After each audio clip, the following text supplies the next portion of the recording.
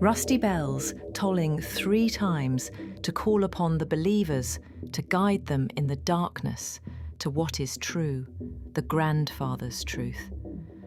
For many have answered the call, dragging their now bloated, diseased corpses for the promise of Nurgle's embrace. Their benefactor has previously promised them to take away their pain at their most dire and desperate moment. For those who have been tried throughout the galaxy and found wanting, the Grandfather welcomes all with open arms. This care-sounding, almost affectionate facet of the plague god is in fact what attracts many of his followers in the first place. For he has been there for them when no one was. But it remains intriguing and most difficult to square this loving character with the bringer of plague and despair that is Nurgle. At a first glance, the essence of Nurgle is quite straightforward. If it were a coin, one side would be disease, the other despair. The more successful the spread of disease is, the more despair it results in, so the more powered is Nurgle. And in turn, the more powered Nurgle is, the more ability he has to spread disease through his agents, reaping even more despair as a consequence, and the cycle goes on and on and on. But one might wonder why so many diseases? Why not brew few strong diseases to do the job? It can only be speculated that since the spread of disease and despair are the things upon which his survival depends, the plague god does not want to take chances if cures are found for his main diseases. Hence, the constant need to infinitely brew diseases and poxes, maladies that even the collective efforts of entire species cannot easily stop. For Nurgle, quantity is a guarantee of survival as important as the potency of his diseases. And yet, the longer one lingers in contemplation of Nurgle, the more this simplicity of disease and despair begins to falter. For his essence is not so easily reduced. Nurgle is paradox embodied. He is the rot that destroys, but also the soil in which new life takes root. He is agony and comfort, despair and hope, death and renewal. This duality, this contradiction at the heart of his being, is what makes him so strangely alluring, so maddeningly difficult to dismiss. He is the laughing plague-bearer who carries not only pustules, but also promises. To those abandoned by all others, to those broken by famine, war, or pestilence, he whispers, "You are not alone. You will suffer, but you will suffer together, and I will cradle you through it." It is this promise of belonging, of unity, that forms the true essence of Nurgle. For disease, in Nurgle's vision, is not an isolating force. In our natural world, sickness often separates us. The ill are quarantined, shunned, treated as contagion. But in the Grandfather's garden, sickness unites. It levels distinctions. The mighty Space Marine captain and the lowly agriserf both rot just the same. Flesh dissolves into the same pus, bone cracks into the same dust. Under Nurgle, there is no hierarchy, no pride, no loneliness. There is only the joyous choir of wheezing lungs and rattling coughs, singing together in devotion. This is why his demons, for all their grotesquerie, are often described as jolly, mischievous, almost childlike. The plague-bearers grin as they spread contagion. The Nurglings giggle as they swarm over decaying hosts. Even great unclean ones, those colossal mountains of filth, are often depicted laughing, their massive guts shaking with mirth, as they scatter new infections like a gardener scattering seeds. To them, this is not cruelty, it is creation, a ceaseless renewal of life through rot. To see a corpse teeming with maggots is not a tragedy in their eyes, it is fertility, a new harvest beginning. This strange optimism, if one can call it that, is central to Nurgle's nature. Other Chaos gods embody obsessions that consume their followers until nothing remains. Slanesh with excess, Khorne with rage, Tzeentch with change, and the randomness of fate. But Nurgle offers something different, resilience through acceptance. He tells the weak and the dying, do not struggle against the inevitable. Death comes for all. Decay comes for all. But you need not face it alone. Let go and be reborn in me. Here then is the true paradox of his essence, despair that gives birth to hope. In the rotting of the body, he offers freedom from fear. In the collapse of empires, he offers a strange form of renewal. When an entire world is reduced to festering ruin, he calls it not an ending, but a beginning. From the ashes of one civilization, a garden of plague will grow. In this way, Nurgle embodies entropy, not as finality, but as transformation. Consider for a moment the ecology of decay. A fallen tree in a forest becomes food for fungi, insects, and bacteria, which in turn nourish the soil, which in turn sustains new growth. What looks like ruin is in truth continuity. What appears as death is in truth transition. Nurgle magnifies this natural truth to a cosmic scale. Every plague he spreads is a harvest. Every corpse he claims is a seed. The despair of one generation feeds the resilience or mutation of the next. It is not difficult to see why, in times of galactic war, famine, and oppression, so many mortals turn to him. To a starving peasant on a hive world, Nurgle's rot feels almost merciful compared to the cruelty of the Imperium or the tyranny of alien overlords. To a soldier broken by unending campaigns, his embrace feels warmer than the cold indifference of commanding officers. To the sick and dying, his voice is a lullaby, promising not only an end to pain, but also eternal belonging. This is the Grandfather's truth. Where all others abandon, he accepts. Where all others punish, he forgives. Where all others demand perfection, he welcomes imperfection, deformity, and frailty. And so Nurgle persists, eternal and patient. While empires rise and fall, while wars burn across the stars, while billions cry out in despair, he waits with open arms. He knows the truth that so many deny. All things rot, all things crumble, all things fade. But from that fading, something new always stirs. This is his gospel. Despair feeds hope, death feeds life, endings feed beginnings. The essence of Nurgle is not merely disease and despair, but the eternal cycle of decay and renewal, the laughter that echoes even in the darkest pit of misery. For the factions that follow Nurgle, the proposition we discussed in the first part seems generously advantageous at the collective, community level, but extremely disadvantageous at the level of the individual. For there is no mistake, the acceptance of Nurgle comes at a terrible cost. His affection is smothering, his embrace inescapable. Once taken in, there is no release.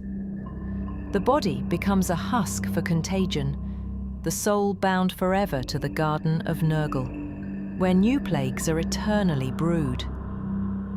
His love is not freedom, but surrender, not healing, but corruption. With pain kept at bay by the might of Nurgle, his followers do not see their condition as a hindrance, but as a blessing. Trapped in the tight grip of the Plague Father, some of them are coerced to think and say so, but the majority are deluded by the trickster god that is Nurgle. How grand a delusion it is to boast about an eternity of disease, misery, and pain as a torturing penance for embracing the loving Grandfather.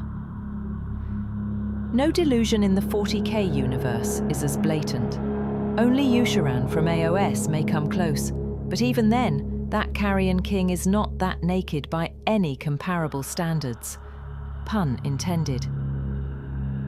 Yet, at the collective level, the Nurglean delusion serves a great Machiavellian purpose, and that is cohesion.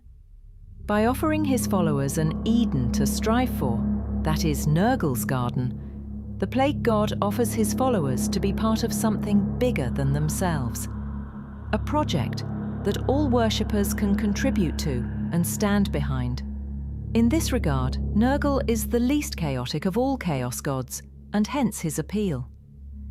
This is most reflected in the structure of the Deathguard following the Horus heresy. To this day, Mortarion's army boasts most cohesion among all Chaos Space Marines factions. It also displays the highest numbers in its ranks too, thanks to its cohesion, which permitted the Deathguard to keep its pre-heresy Legion organization with all the effectiveness that such organization brings. And that is long after the scouring has ended, in comparison to what became of most legions. Mostly disbanding into smaller warbands, the Deathguard remains the largest, if we consider the Black Legion as an amalgamation of different armies and warbands.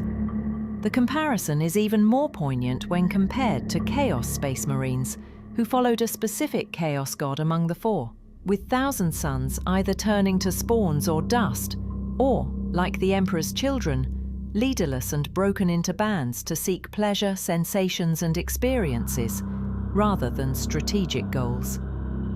Whereas World Eaters turn to massacre each other in the absence of a foe, making the three factions extremely unstable to constitute a threat to the Imperium, at least from the Horus heresy up to the fall of Cadia.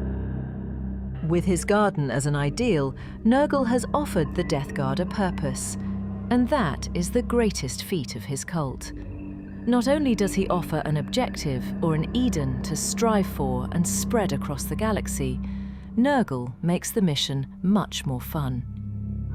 To develop and spread disease, much of what Nurgle's follower undertakes is entailing research and experimentation, as they are always seeking new ways to brew diseases and experiment and bring along despair and agony. There is a learning curve in such a process, including through trial and error, which keeps the Nurgle worshipper engaged with the cause. This is so foreign to Tzeentch followers in comparison, who seek arcane, absolute knowledge. This illustrates one of the reasons why Nurgle is the antithesis to the changer of ways. The very few secret archives of the Imperium that mention Nurgle's garden demonstrate in fact that the very notion of the garden is deceptive in its framing. At first glance, it appears like a parody of paradise, a grotesque mirror of Eden where every leaf drips pus and every flower blossoms into infection. But within this corruption lies the core of its allure. The garden is not meaningless rot, it is a purposeful rot.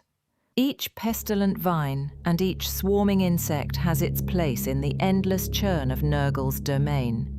For followers adrift in the chaos of the galaxy, be it mortal cultists or traitor marines, the promise of belonging to such a system is far more compelling than any momentary respite from pain. They are not just pawns sacrificed to despair. They are gardeners of decay, workers in the eternal workshop of entropy. This sense of collective participation is what transforms suffering into devotion, and what allows the illusion of love to mask the reality of damnation. In this sense, the Garden of Nurgle is more than a realm in the warp. It is an ideology. It is a story his followers tell themselves, a story that grants meaning to the otherwise meaningless cycle of decay. And in a galaxy where meaning is the rarest resource of all, that may be the most strategic weapon in Nurgle's arsenal. For his worshippers, Slaanesh is a dark prince to entertain and impress, while Tzeentch is for his followers the ultimate source of divine knowledge and secrets, whereas Khorne is an empowering ally for the Khornite to butcher in his name. Nurgle has an entirely different proposition altogether. He does not present himself as a distinct deity for his worshippers, but as someone very close, an in-faith relative, a grandfather. I think this is an extremely important word to emphasize: grandfather, as the Nurglean creed could have simply presented Nurgle as a father without overcomplicating the religion.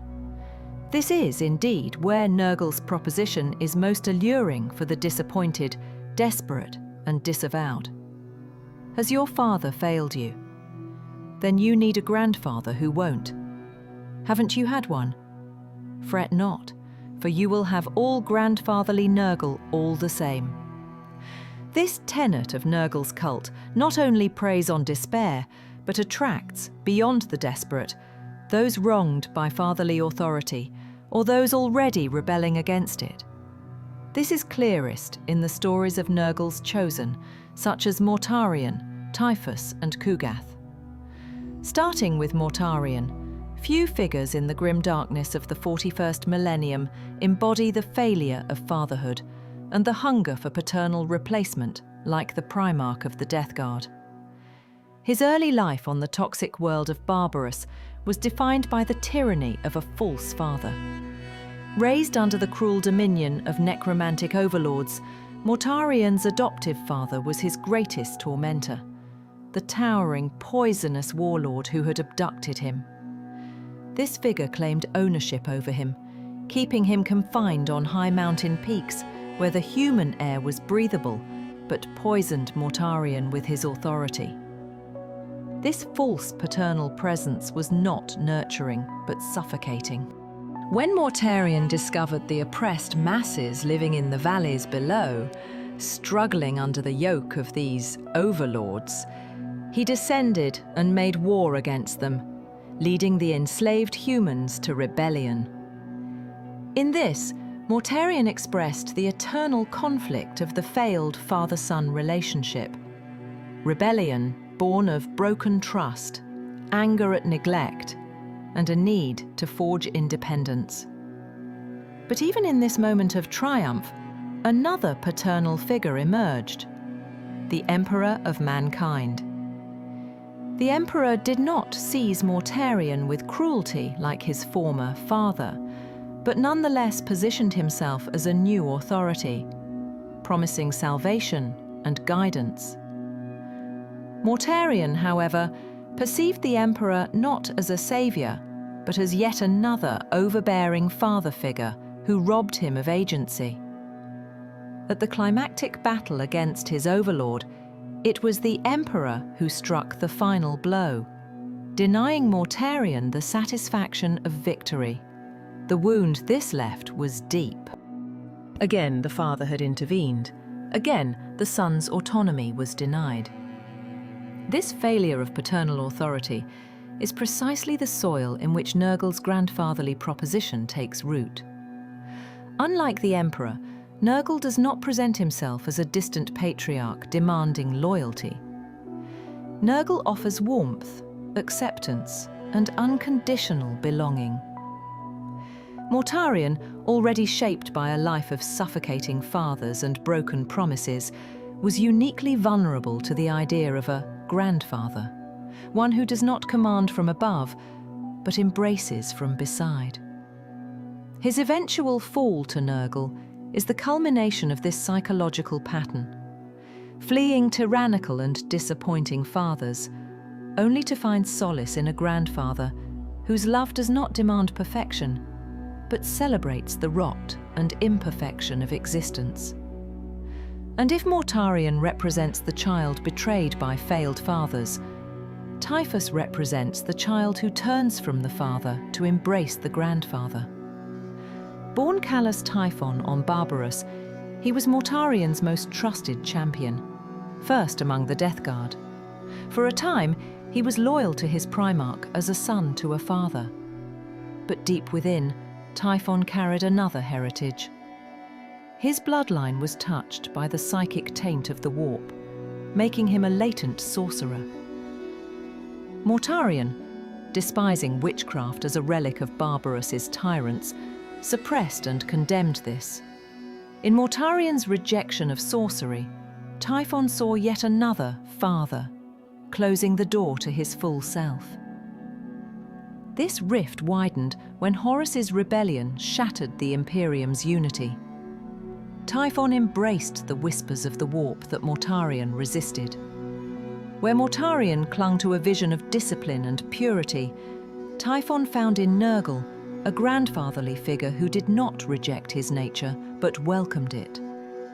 Typhon's great act of betrayal, leading the Deathguard into the warp storm that doomed them to Nurgle's embrace, can be seen as the ultimate rebellion of the son against the father. He betrayed Mortarion not out of hatred, but because the father denied what the grandfather accepted.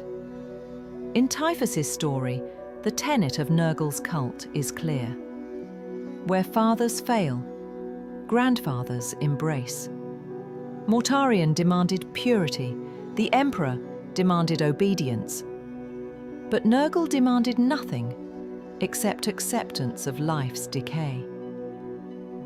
For Typhus, this was liberation, not enslavement. His betrayal was not only military, but deeply psychological. Choosing the grandfather over the father, even if it meant damning himself and his brothers. Now to Kugath, who began as a Nurgling observing Nurgle at his cauldron. One fateful moment, he tumbled into that very cauldron and drank deeply of its virulent concoction, emerging reborn as a great unclean one, the perfect plague incarnate. Nurgle laughed joyfully at this unexpected transformation, finding in his little protege the embodiment of his greatest diseased creation. Yet Kugath felt no triumph. Instead, he was overcome with guilt, believing he had stolen Nurgle's masterpiece from him. In his mind, he had robbed the Plague Lord of his greatest achievement, and that remorse, within a twisted father-son dynamic, became his prime motivation. In paternal grace, Nurgle accepted Kugath's flawed creation as a gift rather than a theft. Nurgle's laughter at the birth of Kugath was not mockery, but approval. Yet Kugath believed forgiveness alone was not enough. To atone, he embarked upon a relentless quest to recreate that perfect plague, infinitely seeking ingredients, concocting blights. Yet the weight of shame and guilt is unlikely to dissipate for Kugath, and is likely to further guide his actions despite Nurgle's forgiveness. Which in turn begs the question whether the worship of Nurgle implies a servitude bond that feeds on such guilt dynamics in regard to a fatherly figure, in this case, grandfather Nurgle. However, for all his proclaimed affection to his children, Nurgle's forgiveness and tolerance of failure or disobedience have limits. The Plague Wars are a perfect example of that. The Plague Wars were the greatest modern undertaking of Nurgle's forces, unleashed in the wake of Guilliman's return to the Imperium. Led by Mortarion and Kugath, Nurgle's forces swept through Ultramar, drowning entire systems in pestilence. Their goal was nothing less than to claim planet Iax, jewel of Ultramar, as a staging ground for the Godblight. A contagion potent enough to bring even Guilliman to his knees. But hubris clouded judgment. Mortarion and Kugath pressed forward against Nurgle's own will, disobeying his command to withdraw due to the exposure of his domain in the warp. That disobedience marked the beginning of their undoing. Guilliman's counterattacks shattered their advance, the Godblight failed, and Iax remained in Imperial hands. For this failure, the punishment was severe. Mortarion was cast into the Black Manse within Nurgle's realm, his patron's favour stripped from him. Kugath likewise was demoted, trapped in disgrace, and told to languish in waiting for regeneration, probably having lost his status as Nurgle's favourite. And then came the greatest wound. The Emperor himself burned the Garden of Nurgle, scouring its corrupted groves. For a Chaos God, such a loss was immeasurable, and for Nurgle's chosen, the sting of their disobedience would echo across eternity. Since then, there were no major bout from the Deathguard or other followers of Nurgle, including in the Arcs of Omen series. One can assume that they are reorganizing while the garden is healing. In such a time of weakness, Nurgle is likely fending off attacks from Tzeentch, who is nibbling on his domain in the warp, while Khorne is currently ascendant. As for Mortarion, one can only speculate when the demon Primarch will be given another chance, and at what cost and for what mission. And instead of disgraced Kugath, I suspect that Rotigus will likely play a more significant role in the 40,000 lore going forward. Understanding that the Deathguard and Nurgle got plenty of attention in the previous editions, it is comprehensible that the focus is shifting towards the World Eaters and Emperor's children. Yet I cannot help but feel that there is a considerable opportunity that was missed in regard to the Deathguard in 10th edition. With the Leviathan attacking for the first time through Segmentum Pacificus, in the context of what is known as the Fourth Tyrannic War, the Great Devourer is currently evolving to adapt to chaos incursions through the Great Rift, for it to be able to fight demons and heretic Astartes alike. A confrontation between the Deathguard and Leviathan would have given us one of the most spectacular bio-wars in the lore, and at a scale never seen before in 40,000. With the two factions relying on bio-weaponry the most, a major clash or war seems long overdue. Besides, we never had in the lore significantly long wars raging between Chaos forces and Tyranids, who are, after all, a threat to the Warp God's realms. The Deathguard, with its mastery of biological warfare, seems to be, in my opinion, one of the few factions that can stop Leviathan's latest incursion. That is, if it is to be the massive threat to the galaxy it was hyped as. If you liked the video, please subscribe and click on the bell button for more content. This will enable us to produce similar videos in the future.